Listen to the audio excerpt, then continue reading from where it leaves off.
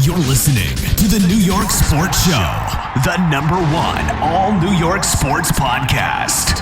Hosted by Dominic Konareski. Hello and welcome to the New York Sports Show, your #1 all New York sports podcast. I'm your host, Dominic Konareski. Well, folks, the 2021-2022 NBA season is just around the corner. So here's your New York Sports Show NBA season predictions. Now, before I get into any more of this video, I just want to say, if you are a Brooklyn Nets fan or a New York Knicks fan, I highly recommend you to subscribe, especially if you like the vibe, as we talk everything you possibly could about both the Nets and the Knicks. With that said, let's get right into things. Starting off in the Eastern Conference, the Atlantic Division, you have the Brooklyn Nets going 72-10 in the win-loss column. Now, let me remind you, folks, the NBA is back to 82-game regular seasons, no more coronavirus-shortened seasons. So right behind the Brooklyn Nets, you have the Philadelphia 76ers, 70-12. They will sit in the win-loss column. And then you have the New York Knicks, 69-13. The Boston Celtics, 65-17. And then rounding up the Atlantic Division, the Toronto Raptors, 49-33. The biggest thing for the Brooklyn Nets, if they do not get P1 in the Atlantic Division, is Kyrie Irving not being able to play the home games due to his vaccination status. Besides that, and even so, the Brooklyn Nets have one of the best benches right now in the NBA and one of the best starting lineups. So remind you, they still have James Harden, future Hall of Famer, many-time All-Star. The New York Knicks got many huge offseason inquiries, biggest one being Kemba Walker. Now, let me also remind you, folks, Julius Randle, he had a career-best season. He was very cold in the playoffs, started to heat up in the final game against the Atlanta Hawks, overall very cold, but the fact is Randle had an amazing regular season, plus you have Derrick Rose, who just absolute magic, Obi Toppin, he heated up massively in the playoffs, and I do think him and Julius Randle will be split in the play-in time instead of Randle getting the big bulk of the minutes, and I do think that's a reason why Julius Randle was not that big in the playoffs and Obi Toppin was. Randle, in a way, was overworked. Obi Toppin got almost no time in the regular season, very inconsistent time when he is out there, so he had a lot more energy built up, and he was able to show off a lot more with Randle's lack of success.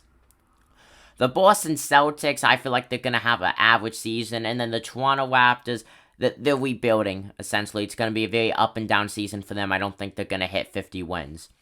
Going into the Central Division now, the Milwaukee Bucks, the defending champions. You know how things are with Guinness, Akudel-Bumbo, or however you say that guy's name. I tell you, that's a tongue twister, folks. It really, really is.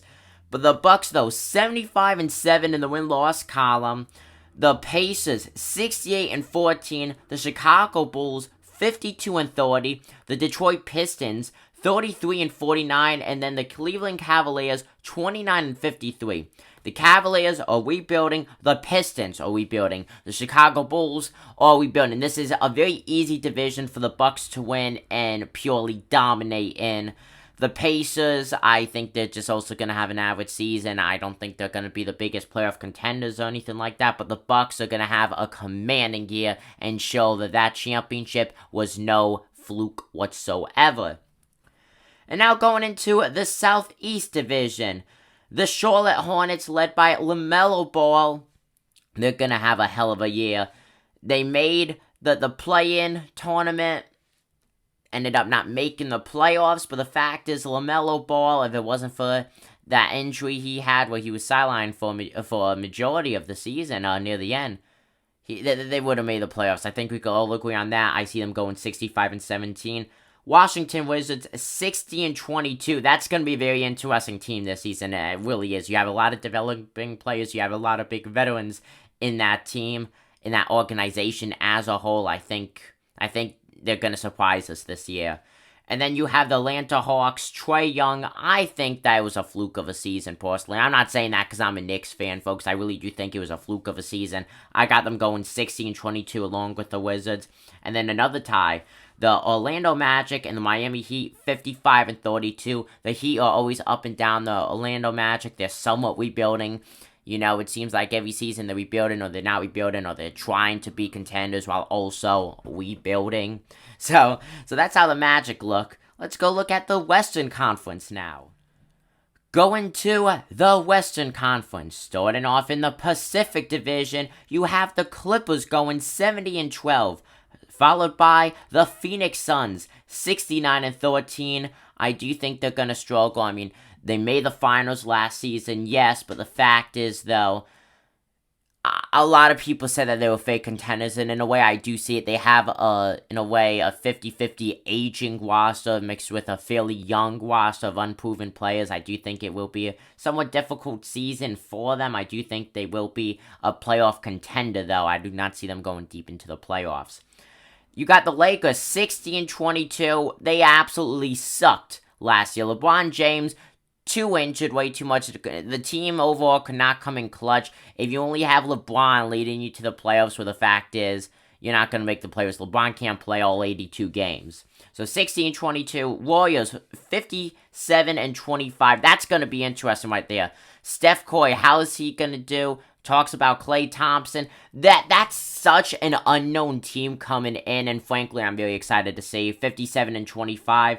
The Kings now, the Kings. You know, they always start high, but they always finish so low. 55-32, I got them going. Going to the Northwest Division, the Denver Nuggets, absolute domination, 73-9. The Oklahoma City Thunder, 60-22. The Portland Trail Blazers, 58-24. I do think they're going to have a somewhat down year overall. And then you have the Utah Jazz, 51-31. And then the Timberwolves, 57-45. Going to the Southwest Division, you have the San Antonio Spurs, 72-10. That's going to be a great, great team. I cannot stress that enough. Then you have the New Orleans Pelicans, Zion Williamson. This is a career-defining year for him. They're going to go 68-14, I predict. Dallas Mavericks, I would say that they were the most unexpected playoff team and playoff contender last season. I got them going 68-14. It's going to be hard to say if that was just one fluke year or what. Because let me remind you, folks, you know, last season it was a shortened season. It wasn't shortened by that many games, but it was still, at the end of the day, a shortened season. And then you have the Memphis Grizzlies, 65-57. And then the Houston Rockets still in rebuilding mode after James Harden essentially up and left them after many, many years. 19-63, they sit. Now, overall, just remember, folks, these are predictions. If I get all these right, I deserve a cookie. Well, you know I'm gonna go eat a cookie anyways once I'm done with this video. Comment down below what you guys think. Now, like I said, I will be providing season coverage for both the Brooklyn Nets and the New York Knicks. I'm Dominic Konoweski, and I'm signing out. Peace.